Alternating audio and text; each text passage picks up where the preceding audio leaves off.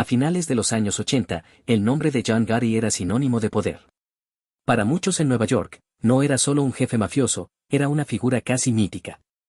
Caminaba por las calles de Manhattan con trajes de miles de dólares, rodeado de hombres leales, mientras fotógrafos y periodistas lo seguían como si fuera una celebridad.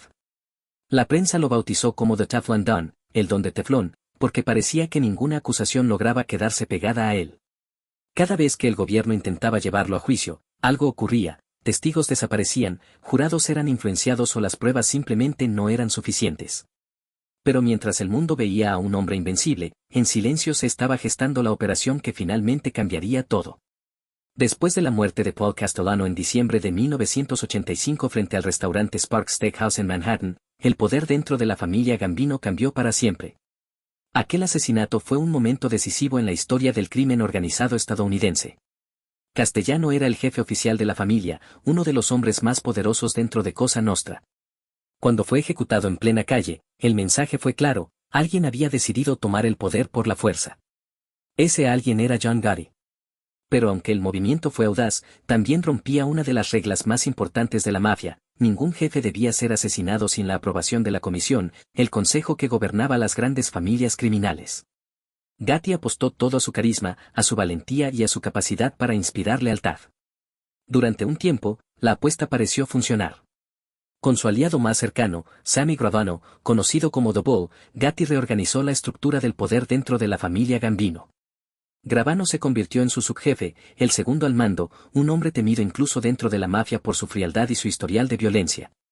Entre ambos dirigían una organización gigantesca que generaba millones de dólares cada año a través de apuestas ilegales, préstamos con intereses abusivos, extorsión, manipulación de sindicatos, construcción, transporte y una larga lista de negocios clandestinos.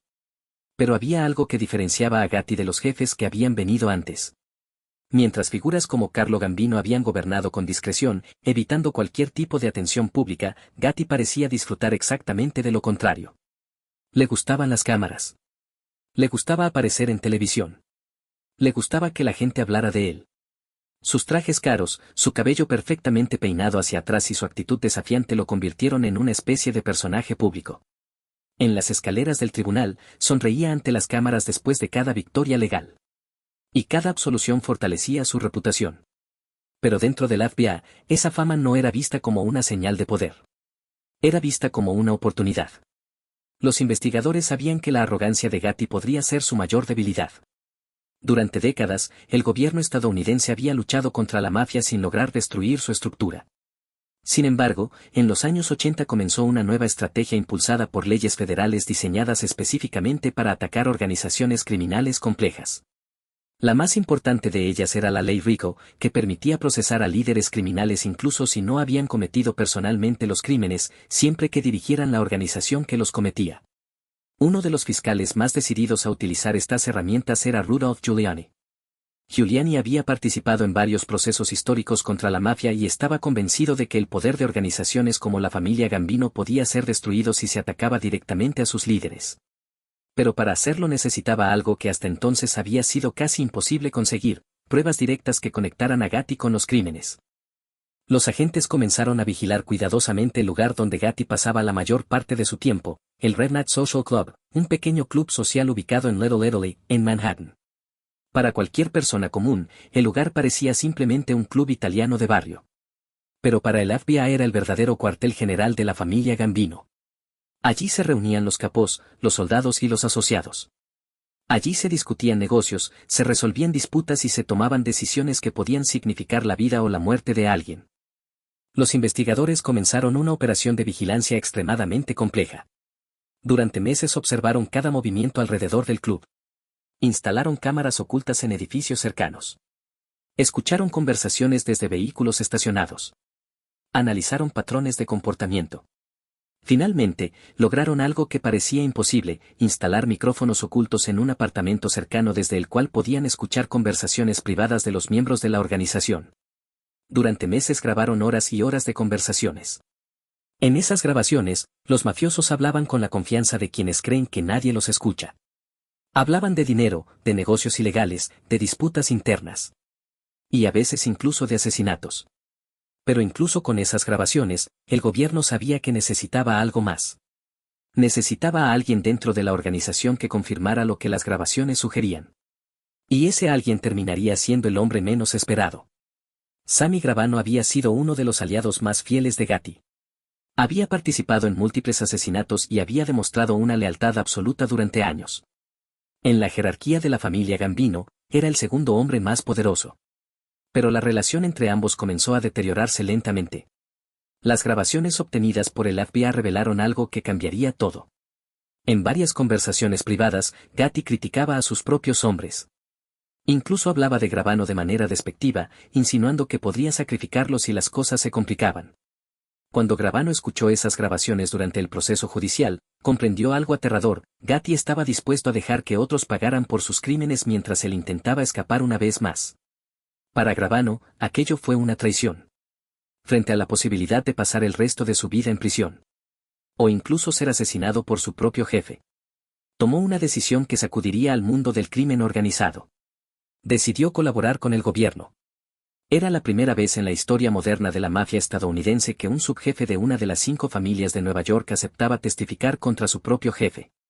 Cuando la noticia se hizo pública, fue un terremoto dentro del mundo criminal. El código de silencio de la mafia, la famosa omerta, había sido roto por uno de sus líderes más importantes. Gravano confesó su participación en 19 asesinatos y comenzó a explicar con detalle cómo funcionaba la organización. Describió reuniones, órdenes directas de Gatti, operaciones financieras y conspiraciones. Para los fiscales, aquello era exactamente lo que necesitaban. En diciembre de 1990, el FBI finalmente decidió actuar. Agentes federales arrestaron a John Gotti junto con varios de sus principales asociados. La noticia apareció en todos los periódicos del país. El juicio comenzó en 1992 y rápidamente se convirtió en uno de los procesos judiciales más importantes de la historia del crimen organizado. Durante el juicio, los fiscales presentaron grabaciones secretas, documentos financieros y el testimonio devastador de Sammy Gravano. Por primera vez, el jurado podía escuchar la voz de Gatti hablando sobre negocios ilegales. La imagen del jefe elegante e intocable comenzó a desmoronarse. El 2 de abril de 1992 llegó el momento decisivo. El jurado regresó al tribunal después de deliberar durante varias horas. El veredicto fue claro. Culpable. Ion Gatti fue condenado por asesinato, conspiración, extorsión y múltiples cargos relacionados con el crimen organizado. El juez lo sentenció a cadena perpetua sin posibilidad de libertad condicional. El hombre que había gobernado las calles de Nueva York durante años ahora sería enviado a una de las prisiones federales más estrictas del país. Fue trasladado a la prisión federal de Marion, en Illinois, donde pasó la mayor parte del tiempo en aislamiento. Su contacto con el mundo exterior era limitado. Las visitas eran escasas. Las comunicaciones estaban estrictamente vigiladas. Mientras tanto, la caída de Gatti tuvo un impacto enorme en la estructura de la mafia estadounidense. Muchos miembros de la familia Gambino fueron arrestados o comenzaron a cooperar con el gobierno. La era de los grandes jefes visibles, de los mafiosos que caminaban con orgullo frente a las cámaras, estaba llegando a su fin. Ion Gatti pasó sus últimos años en prisión luchando contra el cáncer de garganta. Finalmente, el 10 de junio de 2002, murió a los 61 años. El hombre que una vez había sido considerado el jefe más poderoso de la mafia en Estados Unidos terminó sus días lejos de la riqueza, lejos del poder y lejos del imperio que había construido. Pero su historia sigue siendo una de las más fascinantes del mundo del crimen organizado. Porque durante años, John Gotti realmente logró convencer al mundo de que era intocable. Hasta que finalmente dejó de serlo. Y lo más increíble de todo es que su caída no comenzó con el FBI. Comenzó con su propio ego. Y con el hombre en quien más confiaba. Sammy Gravano.